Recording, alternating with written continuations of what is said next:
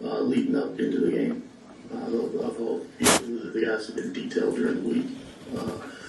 Execution had been good during the week. Then we get out in the arena and get in the arena and the lights come on and we're not able to execute. So and when you play a good football team, you've got to be able to execute and make plays. What was your evaluation of Zach's performance and first start in 2 years and against a very tough defense in Notre Dame? Yeah, a good defense. Thought it was gutsy. I mean, the kid's tough. He's nails. He's tough as nails. Went in there and gave everything he had. And we got to step up around him and be able to compliment him and help him.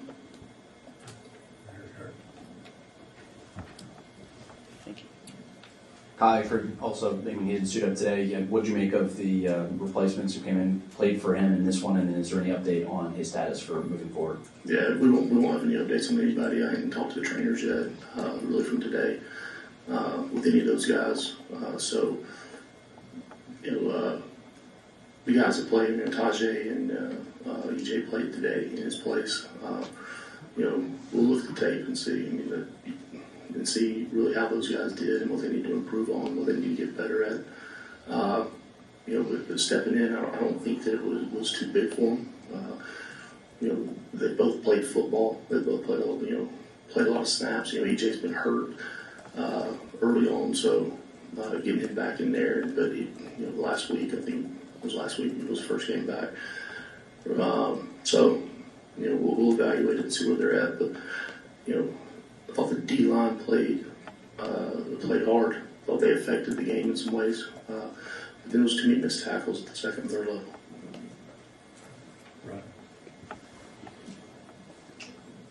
Your snapper is normally pretty reliable on field goals. Do you think maybe he was rushing today, or what did you see from those two high snaps? Yeah, I saw the same thing you saw.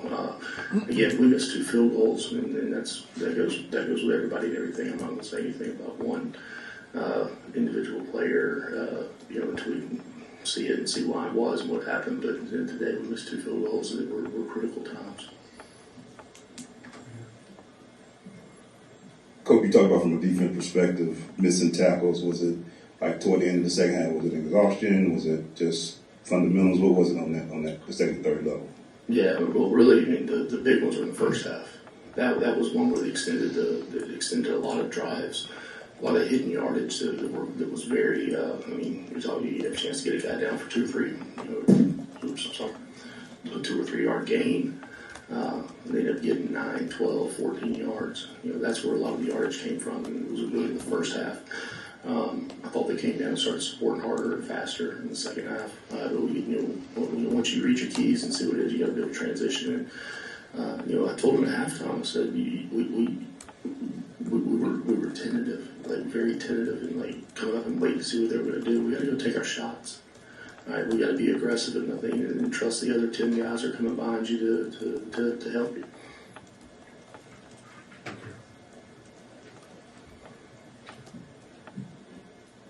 Coach, what can you say about the team's rushing attack today? It wasn't there. And so it's like I said, we weren't able to establish a line of scrimmage and get positive plays. Right? To be efficient. The bare minimum of efficiency on first down is 4 yards. Second down is half the distance, and third down is to be able to get the first. And I don't know if we accomplished that more than a handful of times.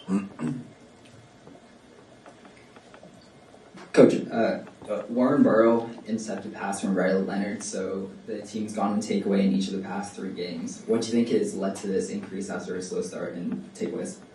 Yeah, it was good to see him get a pick. That was a good momentum changer early in the football game. But obviously we weren't able to capitalize on it. So consistently capitalize on it. I'm saying, and you get those big. That's why you want to get takeaways. You want to be able to change momentum swings, and not even just for that next drive. It was really that momentum swings you want to be able to change for the whole game. And, a little bit of fear in your opponent of being able to throw those balls. So we got to continue to improve in that area. Time for a couple more. We'll come back up here too. Did you get an explanation from the refs on the two hits on Shanahan?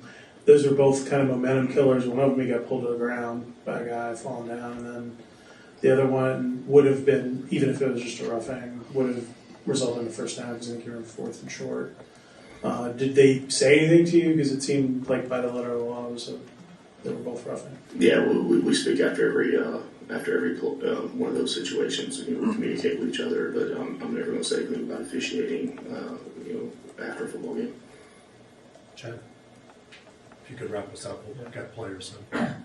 Do you have any expectation on Haynes King if he'll be able to play next week? Is this a multiple? I don't. I mean, it's you can look at me crazy. I wouldn't say day to day, but that's kind of what it is. I mean, I don't know.